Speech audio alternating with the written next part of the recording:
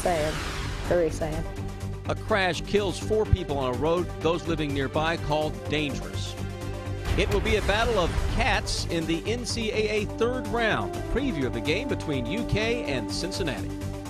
Now a group of people gathered tonight to remember a victim of Kentucky's heroin epidemic. Tracking, alerting, protecting. This is WKYT News at 11.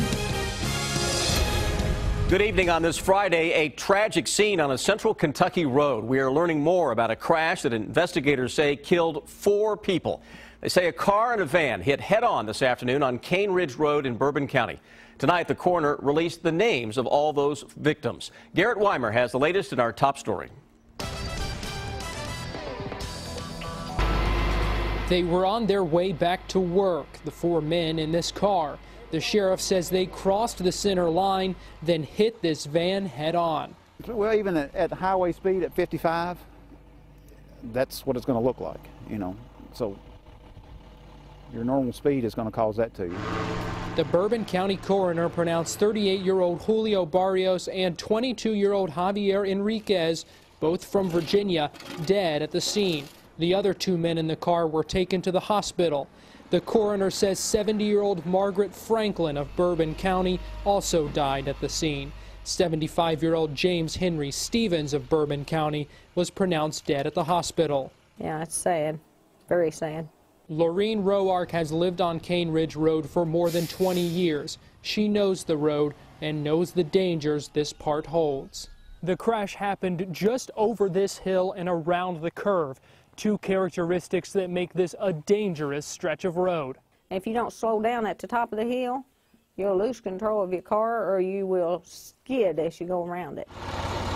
To make it worse, the sheriff says the victims were thrown from their cars. He says they weren't wearing seat belts. In Bourbon County, Garrett Weimer, WKYT. The sheriff says he does not believe alcohol or drugs were involved in that crash. We're also tracking the investigation into another deadly crash, this one happening about 2 o'clock this afternoon on southbound Interstate 75 in Madison County. Police say that 2 vehicles were involved in the crash at mile marker 86 near Richmond. The Fayette County Coroner's Office says that 1 person was taken to UK Hospital after the crash and later died. That person's name has not been released. Southbound traffic was backed up for hours. Police cleared that scene about 8 o'clock tonight. Some frightening moments tonight for someone driving through a Lexington neighborhood. Police say a bullet hit his car. It happened about 7:30 tonight on Cambridge Drive in the Cardinal Valley neighborhood. Lexington police say that some people were chasing each other and shots were fired. They say one of the bullets hit a car passing through the area. The bullet shattered some glass. Police say the driver had some glass in his eye, but he was not hit by the bullet and was not seriously injured. Police have not made any arrests. Some dreary weather on this Friday, but the first weekend of spring is looking a lot better. Chief Meteorologist Chris Bailey joins us from an early look at the forecast, and I like the sounds of that. Yeah, only one way to go from here, Sam, and that is certainly up. Spring has now officially sprung. That arrived at 6:45 this evening, and it looks like, as Sam mentioned, your Saturday and Sunday going to be pretty darn good out there. Look at your late evening thermometers on this Friday. 45 in Lexington. That continues to be a very popular number across central and eastern Kentucky. Overcast conditions at night.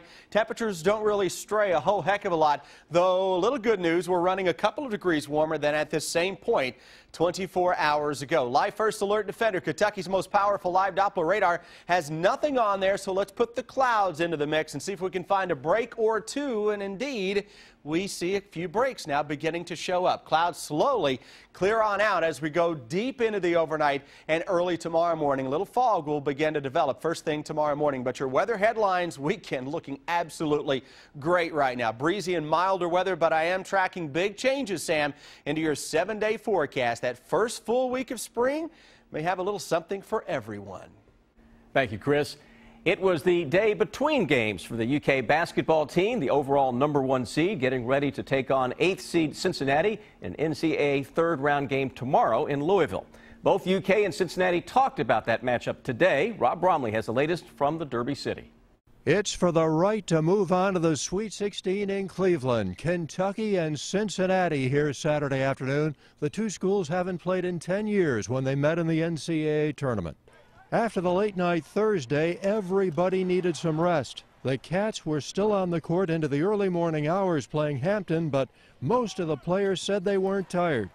I mean, I don't think it's a factor. Maybe last night because the game was so late, it was kind of tough on our bodies just for us to be. I mean, our bodies aren't really programmed to play basketball, play a game that late, but we fought through it, and now that it's over with, I think we can keep it going. I don't think fatigue is a big deal with us because we have a lot of guys. So. It's a great opportunity for our whole program, just to honestly just be in this type of game like this atmosphere, and I can't take nothing away from Kentucky. They've been proven all year, and it's just a great opportunity for our fans, our school, and everyone in this locker room to go out there and just be in a game like this in an NCAA tournament. We're in Louisville, so it's going to be a great opportunity just for everyone in this locker room. A UC team has not beaten Kentucky since 1940. But the Bearcats have a chance to pull off one of the biggest upsets of the season if they could end the Wildcats' winning streak here Saturday afternoon. In Louisville, Rob Bromley, WKYT.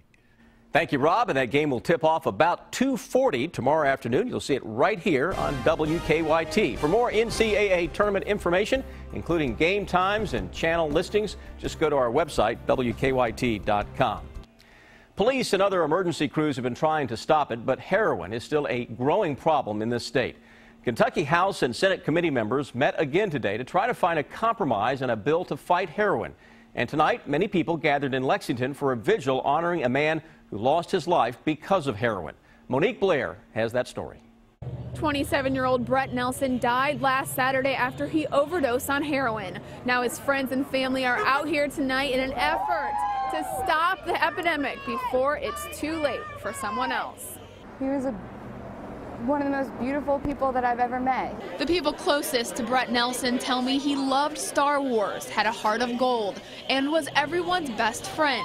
But he also suffered from a heroin addiction. I hope that other people who are, suffering from addiction realize they're definitely not alone, because I think that's definitely something with Brett. He felt very alone. Kentucky lawmakers agree that heroin is an epidemic, but what the House and Senate cannot agree on is exactly what the bill would entail. I think offering more support towards the addicts themselves is really what's going to make a difference. It's strongly needed. It didn't get passed last year, and if it doesn't get passed this year, that's more time that we're going to be losing, and a lot more people are going to die from this. Regardless of what or if a bill is passed this year, it's too late for Brett Nelson. So for now, his family and friends hope his death will help someone who is addicted realize that it's not too late for them. That's what I want people to remember the most, his heart, because it was unlike anyone's that I've ever known. The committee will meet again on Monday to continue discussions on this heroin bill. I'm told they expect to make a decision by Tuesday at midnight. In Lexington, Monique Blair, WKYT. Although an agreement was not reached tonight on the heroin bill, we are told the discussions were productive. Follow WKYT online at WKYT.com. Join the conversation on Twitter and become a part of the WKYT Facebook family.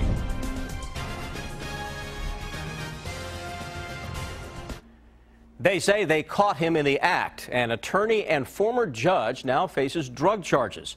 Williamsburg police say they arrested Jason Price. They say they arranged a meeting between a source and Price, and during that meeting they say Price agreed to take 15 oxycodone pills as payment for legal services. Police say they arrested Price shortly after that.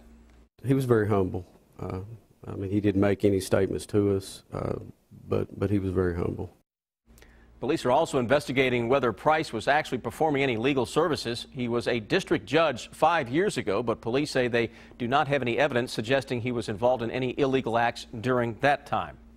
3 people face charges tonight after police say they found a meth lab in a Perry County house. The Perry County Sheriff's Office says a tip led them to a rental home on Highway 550. Police arrested 29-year-old Crystal Combs, 32-year-old Josh Ritchie, and 48-year-old Connie Combs. All 3 have been charged with making meth. Prince Charles and his wife Camilla wrapping up their visit to the Bluegrass State. The British royal couple spent the day in Louisville, making many stops around the city. They were greeted at the airport by Governor Beshear and his wife Jane. The couple also attended an event at the Kentucky Center for African American Heritage. At the end of the day, the prince thanked the people of Louisville during a speech at the Cathedral of the Assumption.